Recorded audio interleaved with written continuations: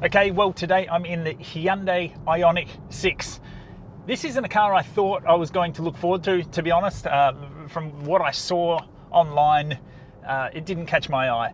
But when I got in it, I've got to say I actually really like the shape. Externally, I think the shape is similar to a Porsche, you know, with the rear wing on the back, and I don't know, it just has a similarities to a Porsche, and I can appreciate that. I think it looks great. In regards to the ride, it's got a butter smooth ride, and then you come inside. Look, I like the fact that they've tried to be different and keeping everything different. From what I can understand, the Kia, the Hyundai, and the Genesis are all basically owned by the same parent company. And in that, I feel like I can thoroughly see all of their electronics, all of their EVs are basically the same. They've all got very similar specs. They've got the dual screens up the front, heads-up display, all have air-conditioned seats, heated seats, similar key fobs. They all have the similar abilities, and they all have the what I call vehicle to grid, where you can run an appliance, a 240-volt appliance off of the car. Now, when you have three different manufacturers all using the same EV technology, it's really good to keep them different because you don't want three of the same cars. And so I can really appreciate that Hyundai have built something very different here. It's nothing like the Kia EV6, and it's nothing like the Genesis. It is definitely its own car, and they all even have a similar boost button or drive mode button on the bottom hand of the steering wheel here. They all have very similar stuff, but for some reason this one feels lackluster. It feels like it's missing compared to the other ones. For one, the infotainment control. There's nothing down here in the center to control the music. Absolutely everything is done by reaching up, including the heated seats. The heated seats, to me, they're just a very basic little item, but for this you have to click down there on the temperature control, then go up to the other screen and then swipe up for heated seats or down for cooled. Now, that being said, I still am a huge fan of the cooled seats, and I think they're an amazing thing, and obviously other people do too, because Tesla are now also putting them in their cars. These cooled seats where the fans blow cooled air through the perforations in the leather or pleather, honestly on a hot day it's absolutely amazing. Now, going back to my gripes with this car, well look, I'm being picky here. Some people are going to love this, but for me, it's just not my taste. One of the things is all the windows in the center here. It actually reminds me of my Holden VE, my old car. I had the windows in the center.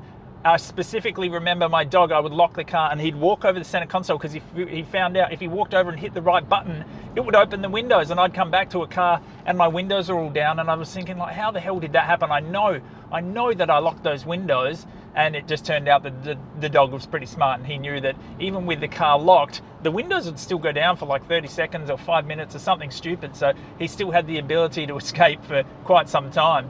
Like I said, I'm being very pedantic here. This is very much my opinion, and you may not share that. Going on from there, on the dash, we have this, what looks like to be a really nasty, I don't know how to express it, corrugated look.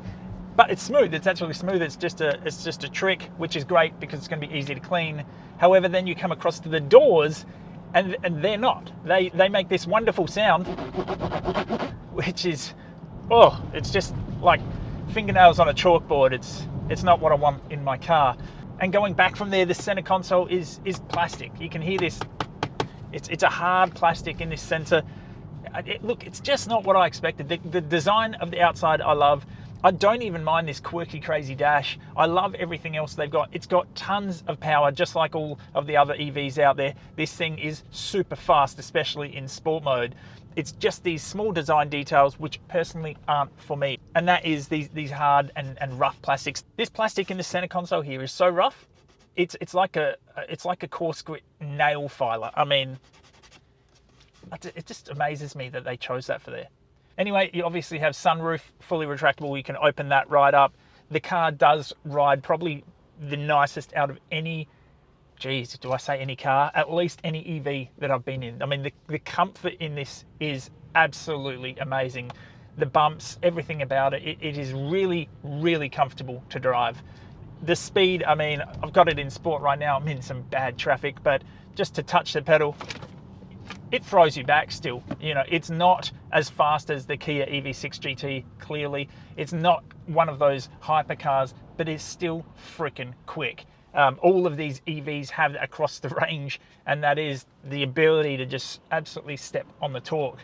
Having a look around the car, it is a saloon style car. That being said, I did hop a curb. I unintentionally hit a curb and it was fine, it just popped over. And then another time I intentionally hopped a curb to actually park on the grass, and no mud flaps hit, nothing. The car is actually higher off the ground than you think. It looks like a low SUV, but it's actually pretty good. All right, well, I've had this car for a week. I like to drive them a fair bit before I do the review, because sometimes the gripes and the annoying things only really pop up in day-to-day use. Okay, well, this is just a quick one on my experience with the Hyundai Ioniq 6. If you like this review, you want to see more like it in the future, make sure you subscribe and like the content. Thanks for watching.